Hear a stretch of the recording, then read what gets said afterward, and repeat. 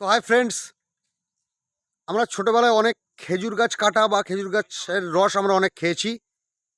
তো দেখুন আজকে দাদা এখানে গাছ কাটছে, বহু দূর থেকে এসছে। আমাদের উত্তর চব্বিশ পরগনাতে মেদিনীপুর থেকে এসছে। দাদার কি নাম দাদা? রাজু কি? রাজু পাইক। তো দাদা গাছ কাটছেন, খেজুর গাছ। আমাদের পশ্চিমবাংলা উত্তর চব্বিশ পরগনায় এসছে, গুমা জায়গাটার নাম। তো ওখানে এসে উনি গাছ কাটছেন। তো আমরা আশা করব দাদাদের থেকে সুন্দর সুন্দর জিনিস আশা করব, যেমন সুন্দর নলেন গুড়ের যে আমরা ব্যাপারটা জানি সেটাকে আশা করব।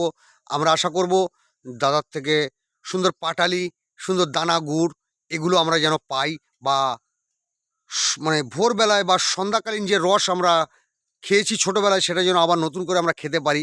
তো আসুন, তা আমরা আজকে দাদার গাছ কাটা দেখছিলাম এত সময়। তো এরপরে দাদা এখন ওই ভার ঝুলিয়ে দিচ্ছে টিন।